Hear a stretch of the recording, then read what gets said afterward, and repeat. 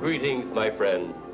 We are all interested in the future, for that is where you and I are going to spend the rest of our lives. And remember, my friend, future events such as these will affect you in the future.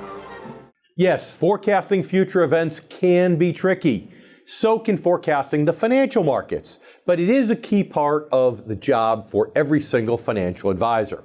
We'll hear what several top advisors are predicting for the year ahead on today's special 2020 Market Forecast Show. It's that time again, time to tune out the hype and focus on the facts. Facts that matter to you, the income generation. Let's get started. Get ready to separate reality from myth. With us, David Scranton. David Scranton. David Scranton. David Scranton. But David Scranton says, hey, not so fast. How does it affect the markets? How does it affect the economy? Thanks to efficiencies and new technology and a staff of veteran analysts and portfolio managers, Sound Income Strategies strives to set new standards and bring institutional style investing to your portfolio.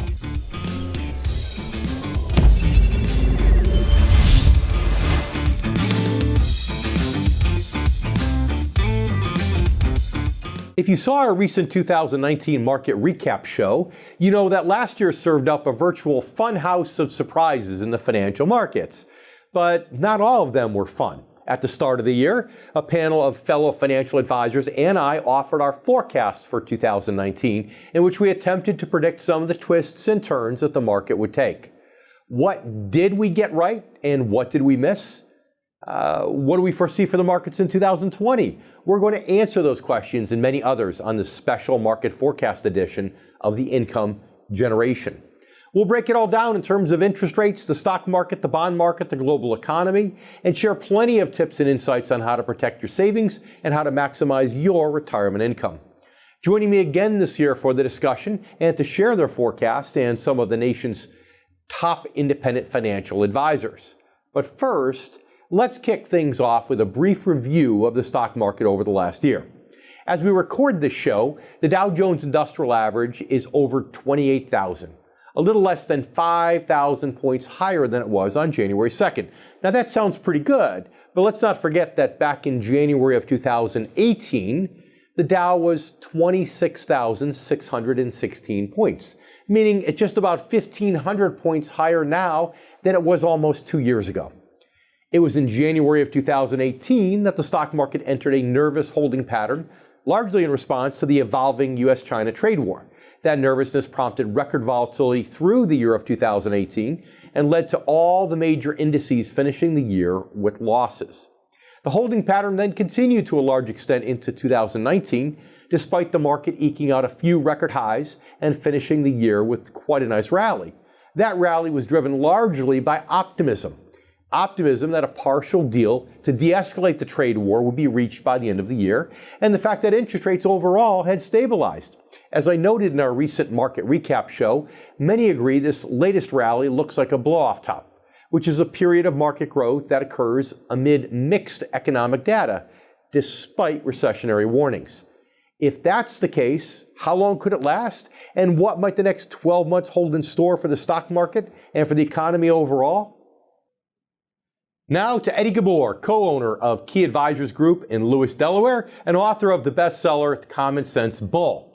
Eddie's another one of our bulls, and he's frequently on Fox News and Fox Business to share his insights. Now, Eddie, last year, you agreed with me that the Fed would create the next recession, but you said it's not going to be in 2019. The market can still go up in 2019. And you know what? You were right. So tell us, what's in store for 2020? So in regards to 2020, I really think that the momentum that we have is going to carry on into 2020, at least into the first quarter. We got a lot of momentum. We got the China trade deal, phase one, whether it's a good deal or not is to be argued. The bottom line is that dark cloud is temporarily off the table. And the other thing that's changed drastically for 2020 is the Fed is not going to raise interest rates.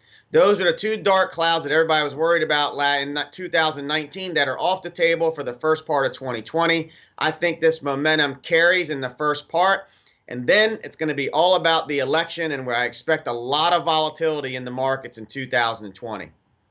So are you saying that, in your opinion, whether the market ends up for the entire year of 2020 or down, in large part depends upon the surveys and whether or not Trump is likely to get reelected at various points throughout the summer and fall? I think that's going to have the biggest impact in the summer and fall months. And if things fall in place a certain way, I think 2020 might be the last hurrah in regards to the market. And we see a double-digit return again in 2020. And then I think that's when we have to really start to worry about the next market drop. That's my opinion. 100% agree. Last thing, 30 seconds. Tell us, the Fed won't raise rates, but do you think they're going to lower rates again or do any more quantitative easing other than what they're doing now with the short-term T-bills in 2020? I don't think they're going to do anything on the rate front, but they're doing quantitative easing right now, whether they want to call it that or not. I know. But do you think they'll continue that beyond March, which was what they've promised? I do, because I think they've started something that they can't stop, and that's what worries me heading into 2021.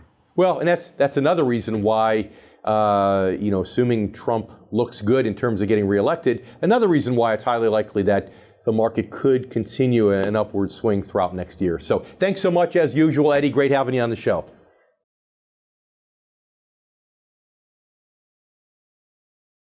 Did you know that the Retirement Income Store publishes its own newsletter?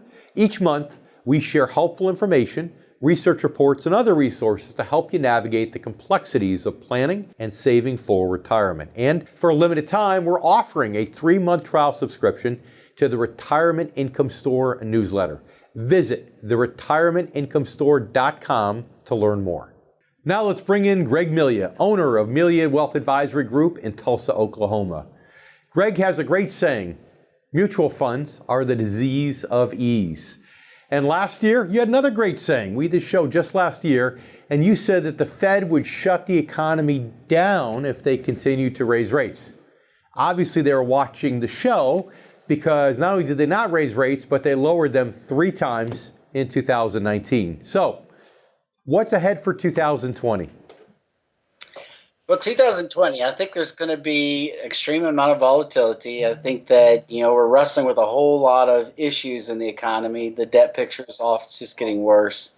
Of course, the politics are going to be, most of the people walking in my office are very concerned about the politics involved. Because political years tend to be high volatility years to begin with. So I'm predicting tremendous amount of volatility for the entire year and probably in the end up down at the end of the year. So, okay, do you think it's going to be down because you think we'll be in recession by the end of the year? Or do you think we'll still be creeping along with a little bit of economic growth, but still potentially end up with a stock market that ends the year down? I think with the Fed, when they started tightening rates, they started shutting things down and commingled out with the China situation and watching that slow down. And, the car sales in China are slowing down, which is scary for a lot of auto manufacturers here. But you just look at across the board, things are slowing down. The entire world's economy are slowing down. And I'll also go a bit further. I would not be surprised if we go to negative interest rates next year. I think that is definitely on the Fed's agenda. In 2020 or 2021? I think 2020 could happen by the last quarter of 2020. Okay. So the economy, we shouldn't fall into recession then, because if the Fed's going to be that accommodative, then that should keep us out of recession. But still, you think the signs are on the wall now that the market is overblown. The market's not making sense anymore. So a lower market end of the year. 15 seconds. Any other words of wisdom for our income generation viewers going in, throughout 2020? Well, if you're in the income model, you really don't care about volatility. It doesn't bother you. So I would tell you to be in the income model. Okay. So watch your stock market exposure. The simplest way to protect yourself is to not go into casino. I get it. All right, Greg, thanks so much for being back with us on the show again, and Happy New Year to you. Investing for income? The idea has grown in popularity over the last several years due to today's volatile stock market. But if you're at or near retirement age, it's no longer just how much you've saved. It's about maximizing and protecting your life savings while minimizing your risk from market ups and downs. David J. Scranton's new book, The Retirement Income Story, is here to help baby boomers face the challenges of investing in this age of economic uncertainty. Visit theretirementincomestory.com to learn more. Now let's chat with Michael Eastham, founder of the Fellowship Financial Group just outside of Orlando, Florida. He's author of the best-selling book, Common Sense Income Strategies. Now, Michael, at the beginning of 2019, you said there is absolutely no way the Federal Reserve was going to raise rates anywhere near 3 times. And as it turned out, I think you were even more correct in making that statement than maybe even you thought you'd be. So tell us about 2020. What do you see happening now for this year? Well, Dave, I think a lot of it depends on what happens in 2020. I think that some of the, you look back over 2019 and you see that, well, the market's up pretty strong. The Dow's up 20+%, the S&P up almost 30%. And I think people are feeling very, very strong about the economy generally.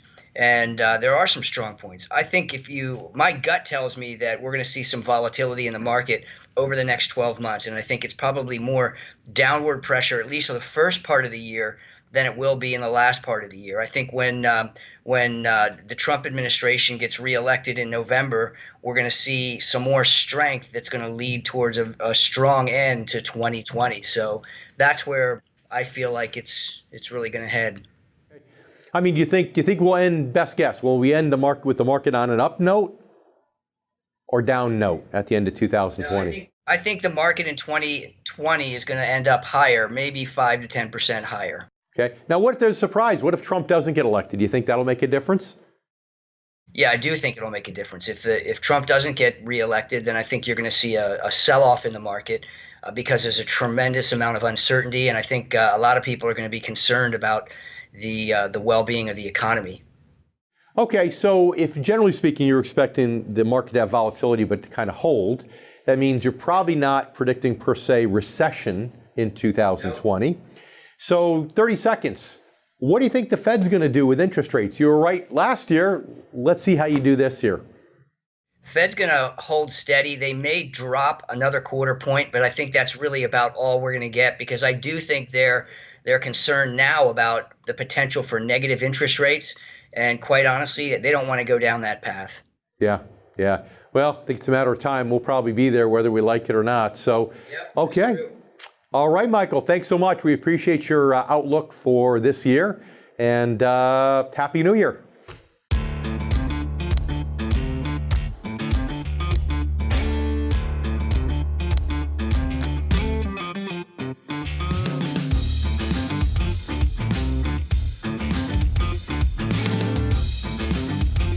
Financial experts have predicted that the next major recession could happen as early as this year. What would you do if it took half of your retirement savings with it? I'm David Scranton, founder of Sound Income Strategies. And there is a safer way, investing for income. By focusing primarily on non-stock market income-generating investments, you could significantly reduce the impacts of the next major recession. Visit the Retirement Income Store at soundincomestrategies.com to connect with an income specialist who can help you get started to an income-based retirement plan.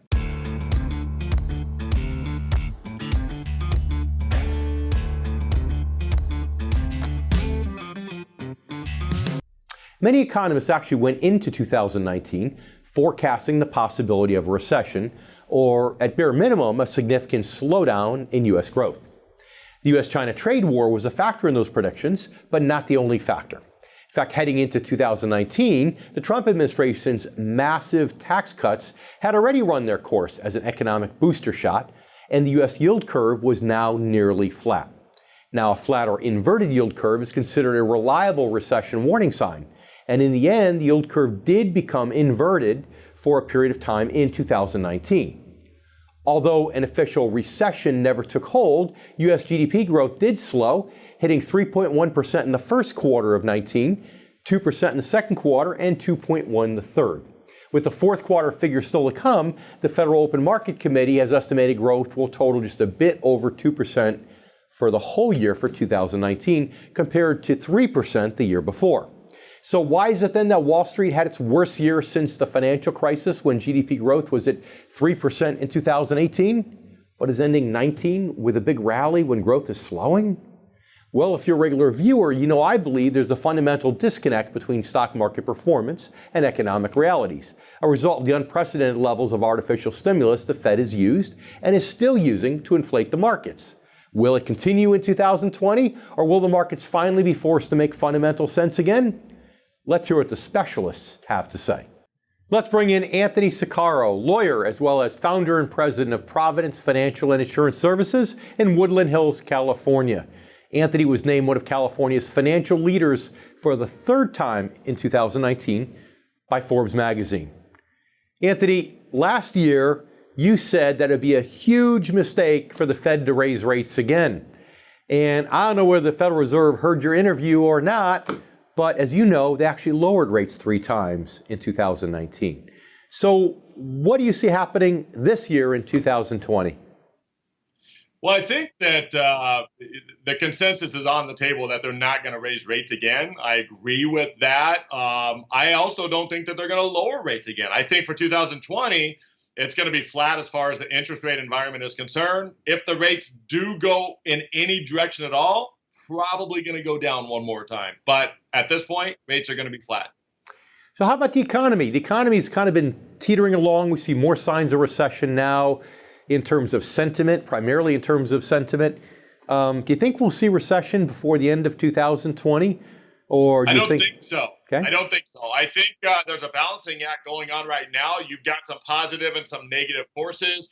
China's on the negative side of things. Brexit is certainly going to cause a little bit of havoc there.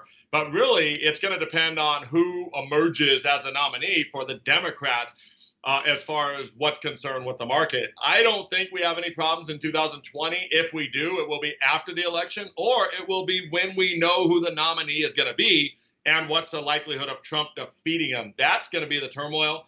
But most presidential election years are good. And I think 2020 is probably going to remain flat or maybe even slightly increased. So the economy should do okay in 2020. Got it. And I guess it makes sense that, you know, who whether the Democratic nominee is completely anti-business or only somewhat anti-business could certainly affect business spending, business sentiment. But how about the market? I mean, 30 seconds. Can the economy do well and push off a recession, but still see a downward stock market in 2020? It could, absolutely, but I don't think it necessarily is going to unless the Democrats wind up with, say, like Elizabeth Warren. If something like that happens, the stock market could plunge pretty severely. I think that happens after the election. Outside of that, I think the market stays flat or maybe even a little bit up throughout 2020. So Wall Street loves Trump and doesn't love Warren, is what I'm hearing you say. Anthony, thanks so much for being back on our show today for our market forecast. And now to Sam McElroy, a partner at Financial and at Financial Investments in Chicago, Illinois. Now, I know when we spoke a year ago and since then that you're concerned at some point about recession. This recovery can't go on forever. But is it going to hit in 2020? You tell us. What's your best guess? Well, you know, it'll be interesting to see. In 2019, I was concerned that we may have a U.S. recession. But now in 2020, I'm a little bit more concerned about a synchronized global recession. I think that it's clear that there's a lot of things that are happening globally, not just in the United States, but there's a lot of things that may be propping up the market also. So whether or not the recession happens in 2020, we're going to have to wait to see how a couple other things play out. Okay. How do you see the election playing into this? I know a lot of people believe that Trump is great for the economy. And I know most of Chicago probably wouldn't agree with that. But how do you see the election playing? And you tell me. Yeah, truthfully, I think it's going to be more of an emotional reaction as opposed to anything technical that happens in the markets. I think that we put too much credit to their ability to really implement policy that's going to materially change the direction of the market in and of itself. But what I do think could happen is, depending on what side of the fence people kind of come down on, the emotional reaction may have an impact. Okay, that makes sense. It's certainly in terms of people's ability to spend in the financial markets or unwillingness to spend. But let's talk about the stock market. Let's say we don't get a recession next year. If we don't get a recession next year, do you think the market could end 2020 higher? Or do you think we might have a situation where they diverge, where the market can do poorly even though the economy does well? Yeah, I think a lot of that may have a lot to do with the Fed's willingness to intervene. I think that while people aren't really necessarily talking about it, we may very well be back into quantitative easing. And as long as the Fed is willing to prop up the market, there's no reason for it to fall, barring some calamitous event. But if they start to unwind some of them, allow funds to return to normalcy, we could very well see 2020 not just be rough, but actually finish down. Okay. All right. Well, yeah, and the Federal Reserve, of course, seems to be a little more dovish now than they were at the end of 2018. So you're right. They're going to be a driving factor potentially. So, Sam, thanks so much for being back on the show with us. We really appreciate it. On to Matthew Johnson, owner and president of Johnson Wealth and Income Management in Humboldt, Iowa. Matthew, I don't know whether this is your 20 plus years of experience in the business or what, but you said trade talks would have a big impact on the economy going in 2019. I never thought they'd still be going on today. So since you were right, you tell us, what do you see for the rest of this year? Are trade talks going to be a big effect? What's 2020 mean for the markets and economy? It's definitely going to have a big impact. I don't know that China is really going to have the ability. I don't think that they're going to have the desire to have as much concession and give us as much as we'd like to have, but it's definitely going to be on everybody's mind. And I think the emphasis is going to be trying to keep those trade talks at least going in a direction that's going to be supportive and not allow a lot of volatility. But I just don't see it really come to as good of a deal as we'd like. So what other factors do you think are going to play into the economy for 2020? Well, I think that when you think about any election year, every president is going to try to defend his report, his record. He's going to try to do everything possible to try to be able to keep the economy rolling and growing.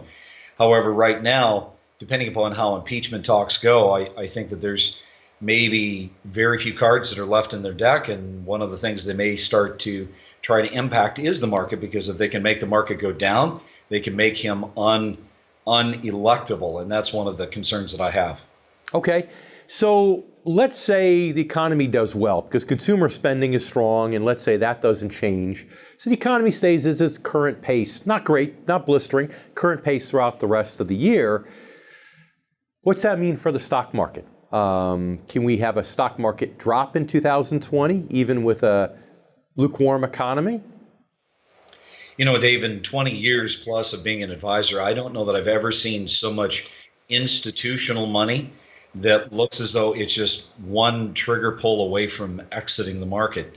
And my concern is this: when the average Joe pulls his money from the market, because he's nervous or he's scared, he maybe takes $500,000 out. When they take money out, they're taking $30-40 billion out of the market. So I have a feeling that there's going to be more and more volatility within the market, especially depending upon how things turn out with impeachment, trade talks, and especially the Feds with interest rates.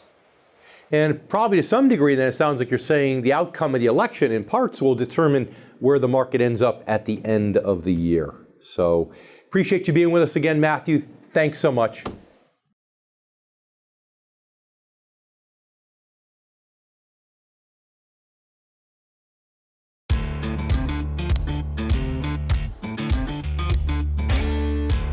As mentioned, the U.S. yield curve did become inverted for some time in 2019, forcing the Fed to not only abandon its plan to continue raising short-term interest rates throughout the year, but also to reverse course.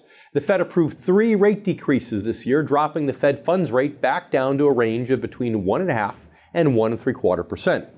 With the yield on the 10-year Treasury now holding at around 1.75% to 1.8%, this means the yield curve is no longer really technically inverted, although it remains quite flat. As I noted in my 2019 market recap show, bond yields in this range certainly don't reflect the kind of economy needed to justify a booming stock market. And Wall Street's current blow-off top is another example of why the bond market is often considered to be smarter than the stock market. It shows that the bond market is guided by logic, while the stock market is driven by emotion and animal spirits. In the grip of that emotion, the stock market's able to focus solely on good or hopeful news, such as the possibility of a partial trade deal, and shrug off bad or potentially bad news like slowing growth. And the fact that the Fed was essentially forced to start quantitative easing again in 2019 in response to a mysterious liquidity crunch in the banking industry, which we'll talk about more when I share my own market forecast. Was this incident just a financial fluke, or was the tip of an economic iceberg? Now it's time to talk to Dee Carter, president of Carter Financial Group in Midland, Texas, also host of his own popular radio show. So Dee, tell us, what do you see for 2020 in the economy and the stock market? You know, we live in a different place than you guys do. We're in West Texas, for crying out loud. Everything out here is based on the oil prices. And right now they're at $60 a barrel, which is great for everybody. In fact, it's really good for everybody across the country. So we're really doing quite well in that regard. But I feel really strongly that the stock market situation is kind of strange. There's a lot of things happening right now that affect the stock market, as you well know. The impeachment thing yesterday is going to affect a little bit. I think actually the market went up, which is kind of interesting. I thought it would probably go the other way, but it didn't. It went up. In the future, it depends on what happens here. Okay, all right. So what do you think about the economy? You think, well, the Fed's been trying to hold off the recession with this dramatic change in interest rate direction at the end of 2018 into 19. Do you think they'll be successful? Do you think we can get through 2020 without going into recession? That's a great question. I think that it really depends on what happens externally. But in our area, yes, we're going to be able to do it without any difficulty whatsoever.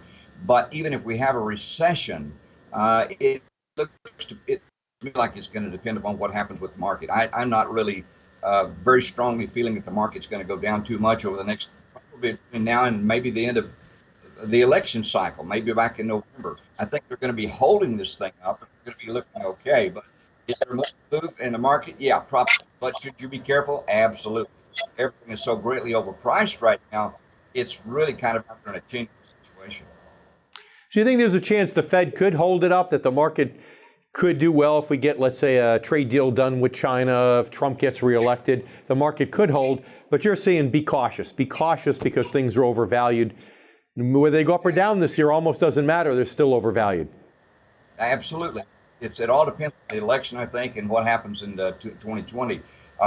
There's people out there now saying they're going to continue on this crazy impeachment thing. If they do, that's going to really hold the market around. It's going to hang in there. But my goodness, be careful. I wouldn't go out on a limb. Do we have a little room for movement? Perhaps. But can you have room for maybe make 5% when you lose 50%? I don't think that's a really good option. Yeah. There's more downside than upside, so be careful. All right. Great words of wisdom from Midland, Texas. Dee, thanks so much for being back on the show. Now it's time to bring in David McAdams, president of McAdams Advisory Group in Memphis, Tennessee. He's a popular speaker, educator, and financial analyst nationwide. Dave, tell us, what does your crystal ball say about 2020? Well, if we're talking about interest rates, I really think they're going to stay flat. I don't envision any rate increases for 2020. In fact, I would say there's probably a 50% chance we might see one small rate decrease. Okay. I agree. I don't think they're going to go up, and you're right, they may actually go down. Okay, so that means that they've got their hands on the machine, they're moving the chess pieces around. Does that mean that they could stave off recession throughout 2020, maybe push it into 21 or 22? Yeah, so let me be clear. I think over the next 24 to 36 months, I think there's a decent chance we'll have recession. But concerning 2020, with the election happening, if we're talking about stocks, I really see a lot of volatility and nervousness heading into the election. I see people playing more defense. But if Trump wins the election, let's face it, he's pro-economy, whether you love him or hate him. I think we'll see a little rally if he wins the election, more irrational exuberance, if you will, at the end of the year if that plays out. Okay, so the market you think is going to be based upon what happens with the election. Gotcha.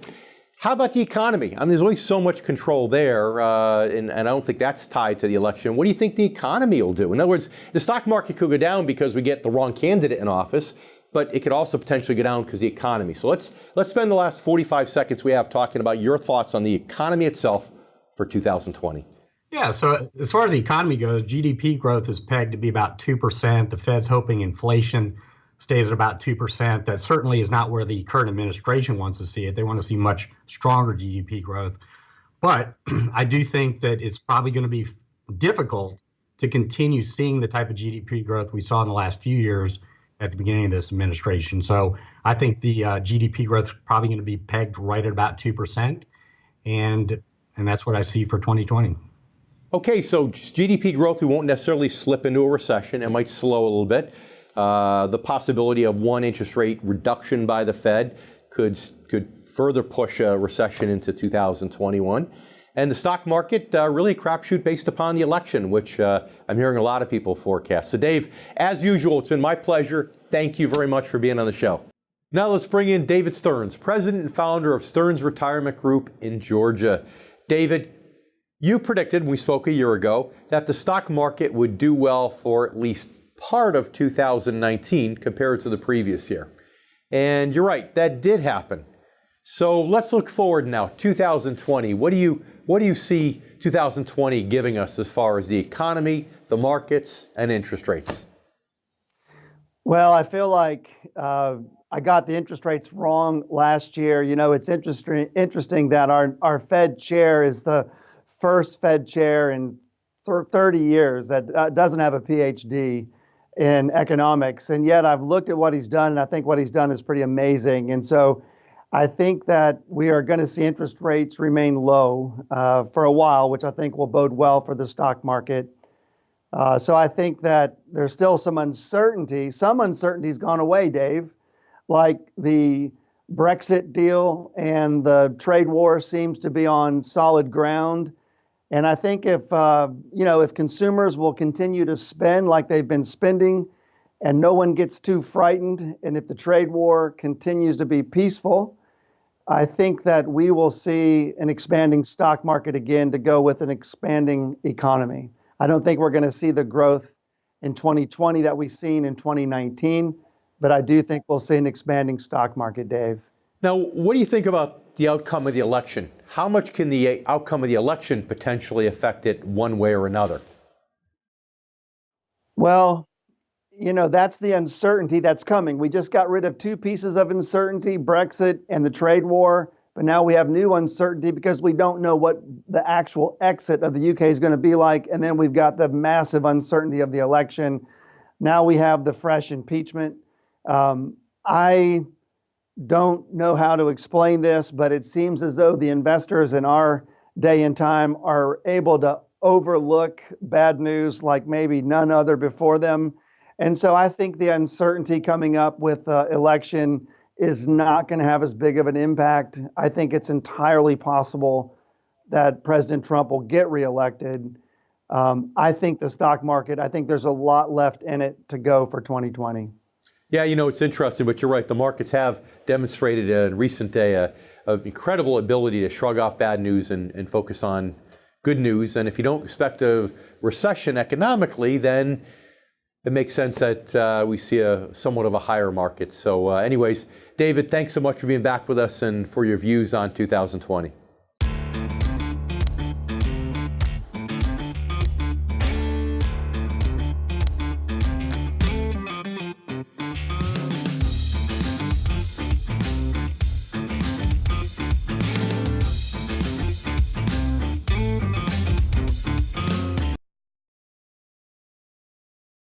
Now it's time to give you my own predictions for 2020.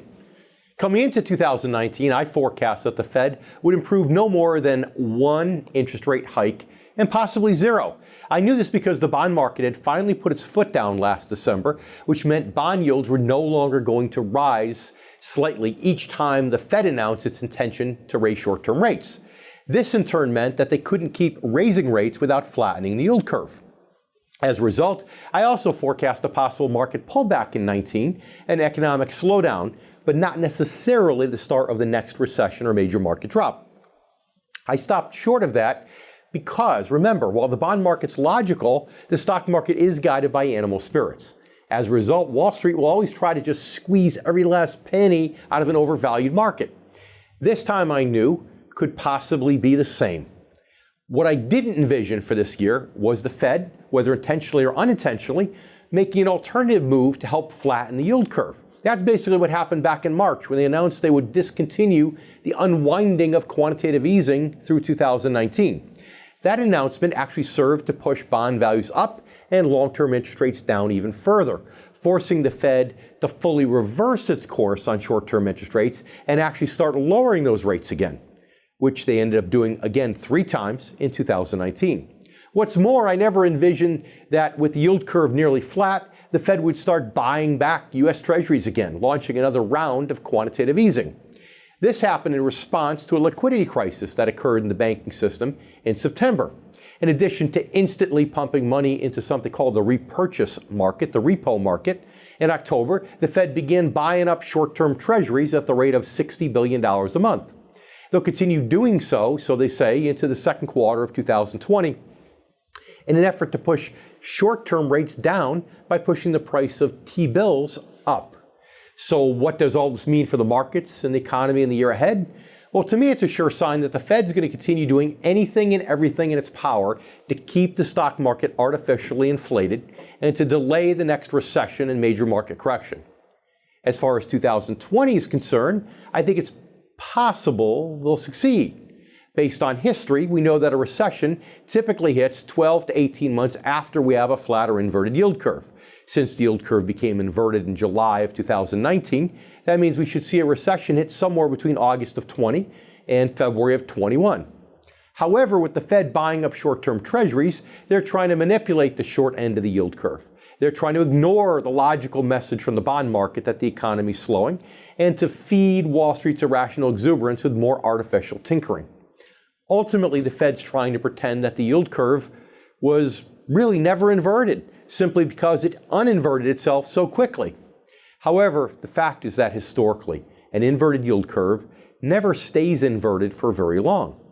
At the same time, the Fed's also trying to ignore several other recession warning signs as they pump yet another dose of temporary adrenaline into the markets. After the break, we'll talk more about why I believe that adrenaline shot could receive a boost in 2020.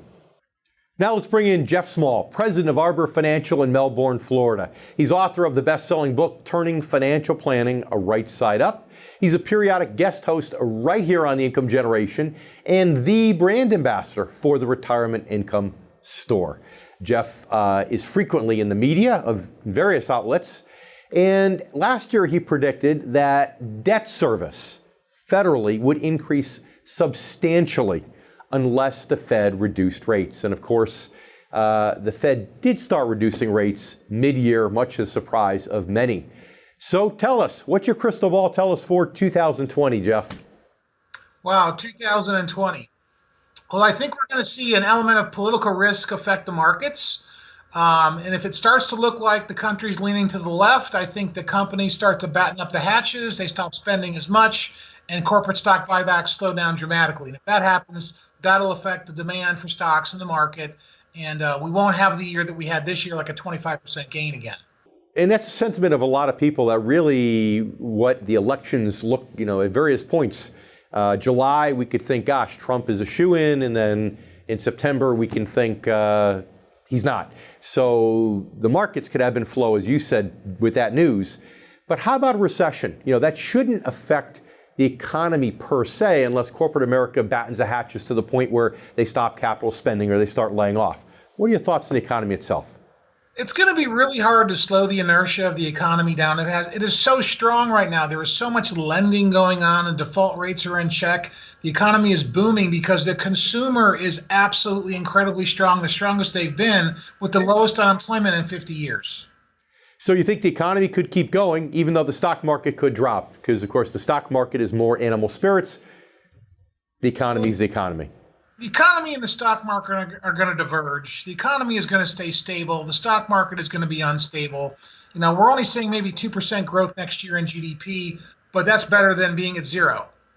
15 seconds left. Tell us, what do you think the Fed's going to do in 2020? I think the Fed's going to lower rates to get Trump reelected to keep asset prices high. That's their job, is to protect institutions, not create full employment. Jeff, thanks so much for being on the show as usual. Great to have you.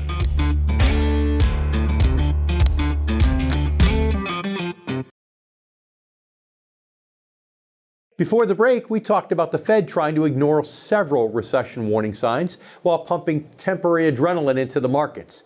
That adrenaline shot could receive an extra boost in 2020. Why? Because it's a presidential election year, which are often good years for the stock market.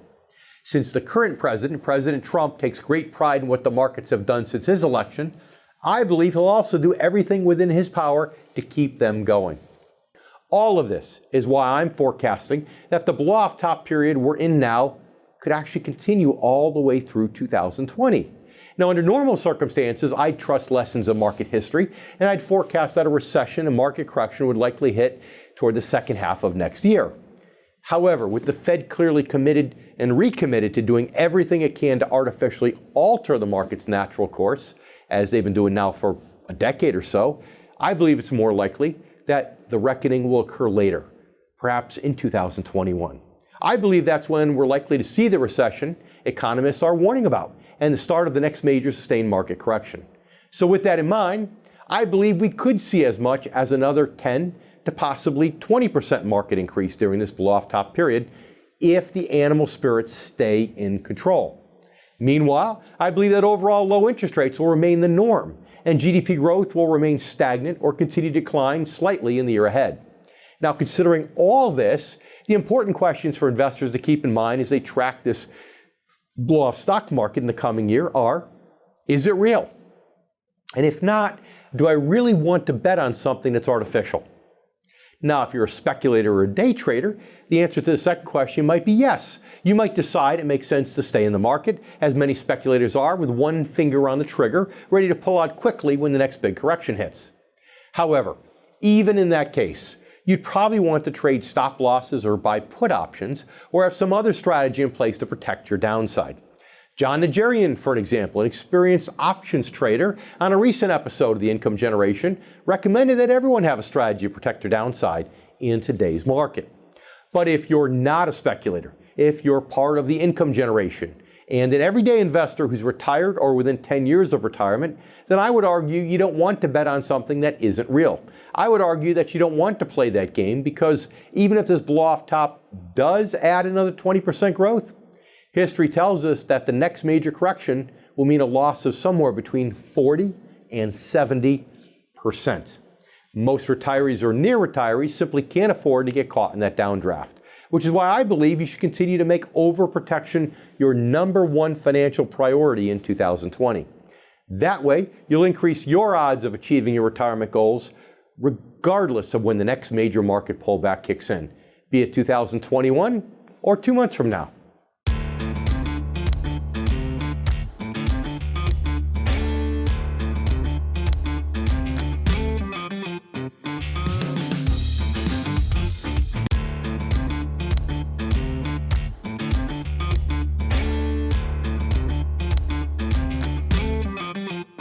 I'd like to thank our plethora of guests for joining us today for another episode of The Income Generation. I'd also like to thank you, our new and returning viewers.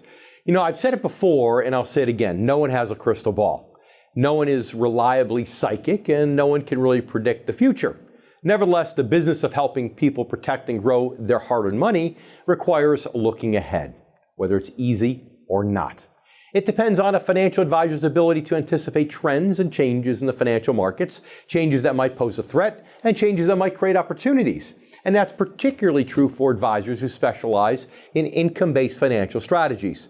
Investing for income is more than a matter of crossing your fingers and toes and hoping for capital appreciation. In fact, investing for income is a true strategy. It's an approach based on the understanding that total return is not equal to only growth, but it's actually a sum of both growth, which is capital appreciation, and income, which comes in the form of interest and dividends.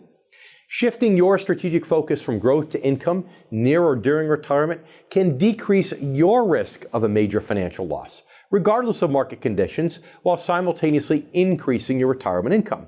That's income that you can use to meet all your retirement needs and goals, or if you don't need it, that you can reinvest in other income-based strategies to grow your future income and your portfolio organically. It all starts with finding the right advisor, one trained and qualified to help you anticipate challenges and to foresee opportunities day after day and year after year. No one can really predict the future, but you can take charge of your own financial future with the help of the right advisor. Thanks for watching. If you're close to retirement and you really want to know how to protect and maximize your money, it is absolutely essential you stay informed and up to date. And as you know, right here is where you can do it on The Income Generation. I'm David Scranton, and we'll see you next week. Investing for income?